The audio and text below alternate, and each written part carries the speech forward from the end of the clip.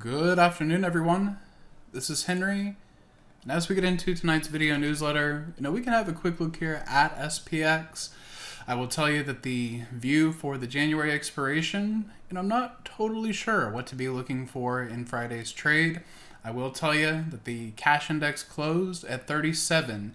If you see weakness down into 25 and 25 can hold, I think there is still a path up into 6,000.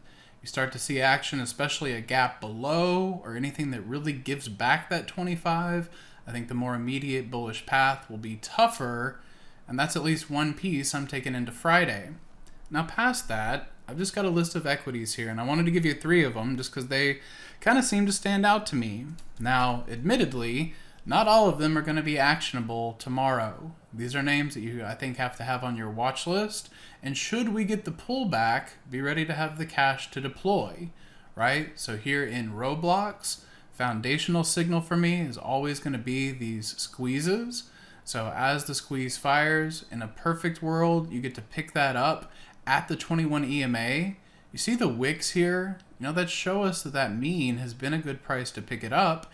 And that mean is moving lower left to upper right. And those are the kind of spots that we want to look for bullish opportunities. So I like Roblox. I like Rocket Lab. Rocket Lab is one of these real similar where these bigger extensions have been made. So those Fibonacci proportions are something I always want to be aware of. But as you pause at that level, now you have the rising 50-day that is moving to catch up into price. And I am of the opinion that by the time the end of February rolls around, we may be looking at that at better prices. But again, that one may take a little while. The other R that I think is more immediate. Now, again, I almost think about a straddle here because I'm not totally convinced of direction. But notice that you've got this daily squeeze. You have a 195-minute squeeze, and really all the way down into 15-minute charts too. The 15 more so firing at the end of today's trade. But when you have nested squeezes, you can start to look for a more immediate directional movement.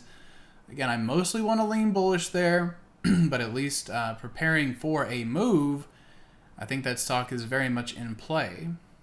So that's where I've got things heading into the January expiration. I hope you find it a helpful addition to your watch list. We'll be in the room to update things tomorrow morning. Hey traders, this is Henry with simplertrading.com.